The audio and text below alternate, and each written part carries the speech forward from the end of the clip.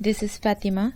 Here let us discuss how to configure the services AddMvcCore in ASP.NET Core application. Before proceeding to this video, watch my previous video where we have discussed about how to set up the MVC in ASP.NET Core application. AddMvcCore method. If you watched my previous video while setting up the MVC in ASP.NET Core application, we have come across that AddMvcCore method along with the AddMvc method within the configure services. Let us see this. In short, we can say that this iService collection interface provides two methods, AddMvc and AddMvcCore method, to set up the MVC in ASP.NET Core application.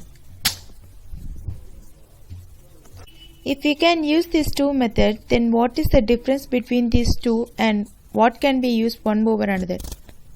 MVC, as you see the explanation here, this AddMvc will add all the MVC services to the specified iService collection. But if we use AddMvcCore, it adds only the minimum essential MVC services to the specified iService collection. This AddMvcCore method adds only the basic things, and it has an ability to return file contents, redirect to route results, etc.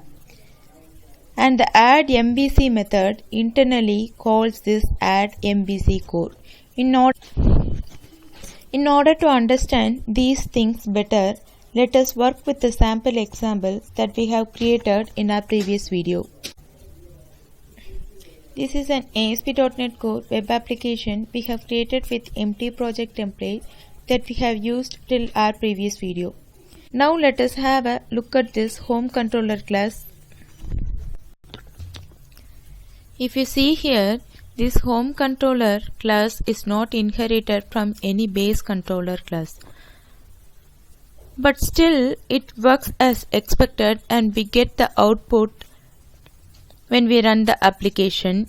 This is because within this index action method, we are just simply returning a string.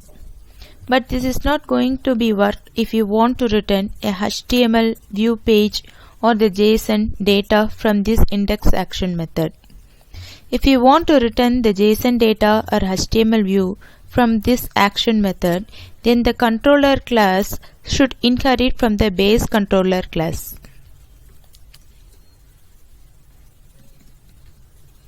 And this base controller class provides a support to return different types of results such as JSON result, view result, etc.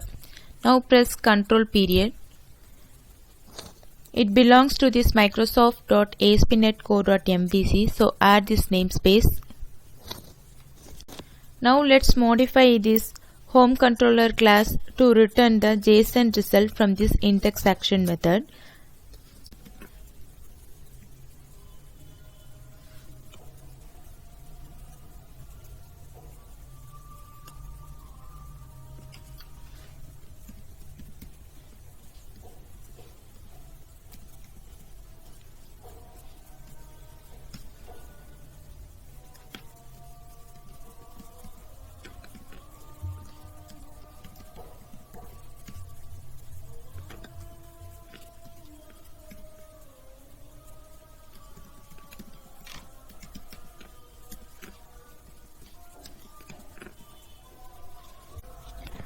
Now we have modified this code to return the JSON result. If you see in the startup class, we configured using AddMvc method. With these changes in place, now let's run the application. Now you will see the JSON data as expected here. But if we use AddMvcCore method instead of this AddMvc, then let's see what happens. Now with these changes, now let's run this application.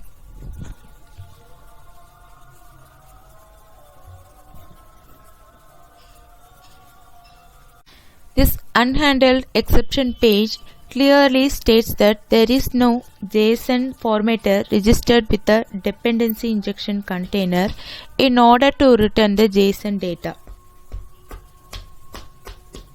We got this error when we use this AddMvcCore method but not with the AddMvc method, because this AddMvc method registered the JSON formatters within this dependency injection container but not this AddMvcCore method.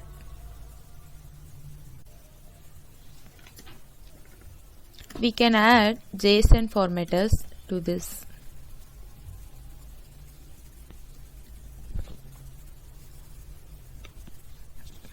Now let's run the application with these changes. You can see the output as expected. In order to understand the difference between AddMvc and AddMvcCore method, let us have a closer look at the source code since this framework is open source.